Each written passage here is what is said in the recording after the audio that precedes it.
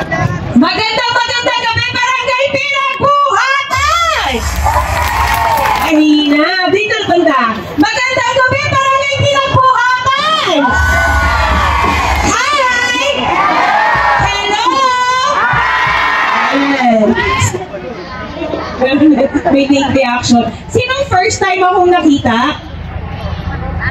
Sige, kami na lang pag-uusap muna na. Happy vibes lang tayo.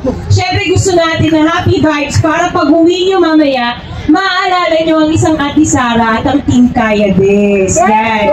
Siyempre papasalamat muna ako, lalo na kay Marico, si Robin, at mga kanyang mga kagawad, lalo na kay Kagawad Sandro, at mga sumusunod, Kamya Hoa, si Pres Rochelle, nandito po ba?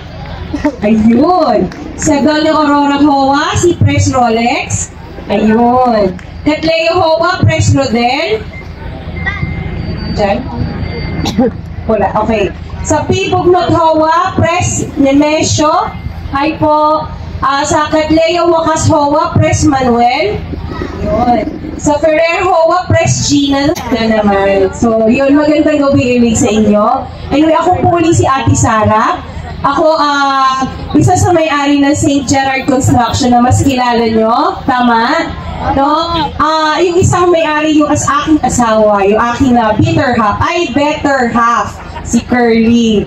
Nasa likod lang siya. Ang Gerard, hindi po totoo yung chismis na iba ang may-ari. Siyempre, pinangalan namin yan sa panganay kong anak na nandyan naman kasama ko. Ayan si Gerard. Yan. Para pinapatunayan ko lang na may Gerard talaga, no? Anyway, sino naka-attend ng medical missions namin dito? Kasi alam ko 3 beses yata ako nagbaba ng medical mission sa Pinagbuhatan. Kasi love na love ko ang Pinagbuhatan. Yan. Naka-attend kayo? May binayaran po ba? Libre?